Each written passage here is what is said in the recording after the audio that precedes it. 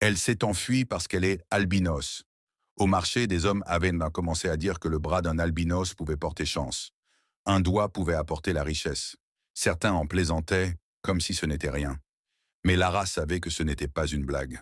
Le mois dernier, un garçon avec la même peau qu'elle avait disparu. Sa famille Hélène avait retrouvé que ses vêtements près de la forêt. À 20 ans, Lara était différente de la plupart des gens. Dans son petit village, il y avait très peu de personnes comme elle. Sa peau était rose pâle au lieu d'être brun foncé. Ses cheveux étaient peints presque blancs au lieu de noirs. Le soleil la brûlait facilement, alors elle se couvrait de vêtements longs et restait à l'ombre. Elle était souvent moquée.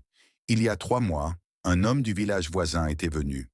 Il avait dit que les parties du corps des albinos pouvaient rendre riches et puissants.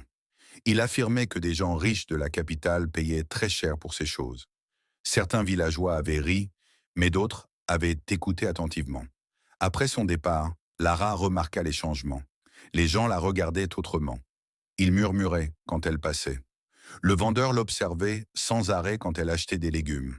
La semaine dernière, son ami Treasure l'avait tirée à part derrière l'école. Elle lui avait dit que des hommes du village posaient des questions sur ses habitudes. Ils voulaient savoir quand elle allait à la rivière, quand elle travaillait au champ et quand elle rentrait seule le soir. La mère de Lara la fit asseoir. Elle sortit un petit sac caché sous son tapis de couchage. À l'intérieur, il y avait quelques billets, des pièces et une lettre avec une adresse en ville. Sa mère lui expliqua le plan. Lara partirait à l'aube pour prendre le bus vers Manza. Une cousine éloignée y vivait et l'aiderait à trouver du travail et un endroit sûr où rester. Elle ne devait jamais revenir au village. Cette nuit-là, Lara ne dormit pas. Elle écoutait chaque bruit dehors, près des huttes.